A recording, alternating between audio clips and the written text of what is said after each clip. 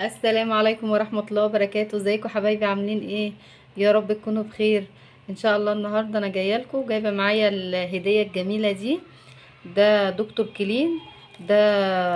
دي خلطة خلطة صابون. بتعمل 8 لتر. بريحة الليمون. انا جبتها قبل كده بريحة الليمون، وقبل كده جبتها بريحة التفاح. الاتنين اجمل من بعض، وسعرها 25 جنيه، وبتعمل 8 لتر.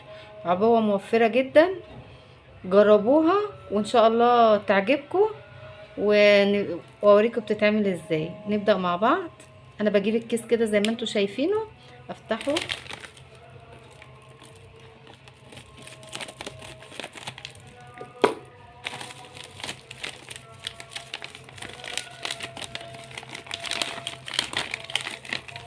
اهو. في كيس اهو، بيبقى زي البودرة كده. هنفتحه برضو مع بعض.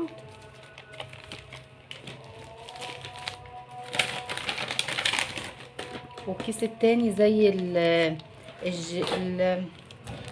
مادة لزجة كده، زي الجل كده. هفتحه معاكم اهو.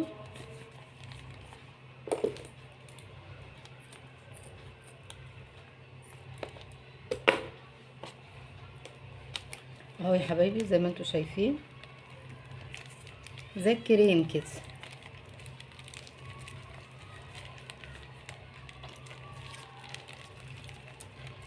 هفضيه كله. جميل وريحته جميلة وتحفة. جربوه هيوفر معاكم بجد والله. بيوفر وحاجة نظيفة بقى بصراحة. تحس ان انت بتستعملي حاجة نظيفة يعني. وسعره في نفس الوقت سعره بسيط. جربوه يا حبايبي وان شاء الله مش هتندموا. انا جربته وقلت لازم حبايبي يجربوه.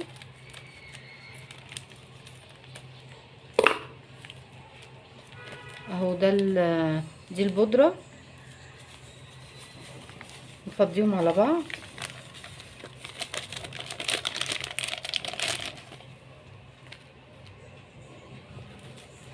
هنخلطهم كده مع بعض كويس.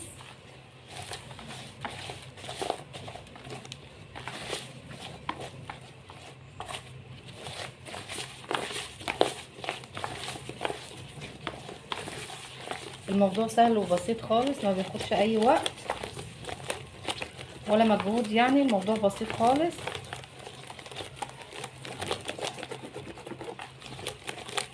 وبتعملي كمية حلوة كويسة.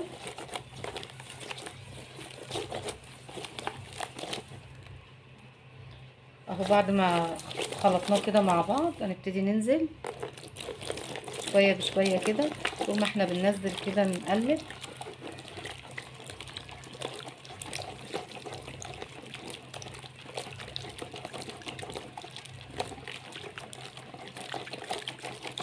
حبة بحبة كده ونقلب.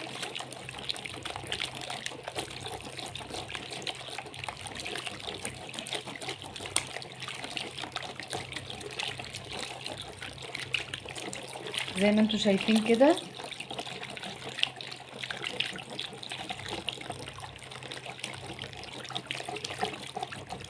هعمل الكمية كلها بنفس الطريقة وارجع لكم تاني.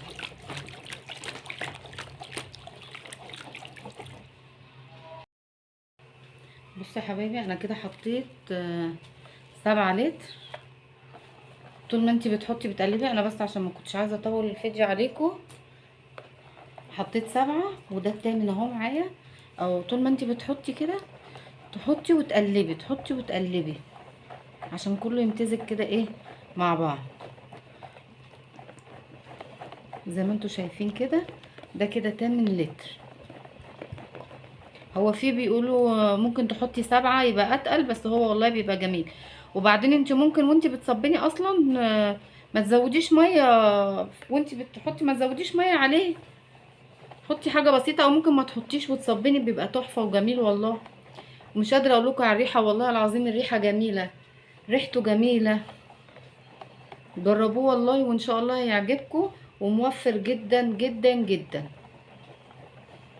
الحاجه بقت غاليه واحنا ما بنصدق اي حاجه توفر، وفي نفس الوقت من غير ايه، من غير مجهود، وحاجه يعني كويسه. اهو زي ما انتوا شايفين بنفضل نقلب فيه نقلب فيه. اهو زي ما انتوا شايفين الرغوه دي بقى كلها هنسيبه 3 ساعات. بعد الثلاث ساعات هتلاقي الرغوه دي كلها بقى رقدت، ما بقاش فيه رغوه، وهو هيتقل. مع ان انا شايفاه والله ان هو دلوقتي كمان يعني بصوا اهو لو باين، يعني هو دلوقتي بقى كويس يعني ممكن اشتغل بيه دلوقتي عادي.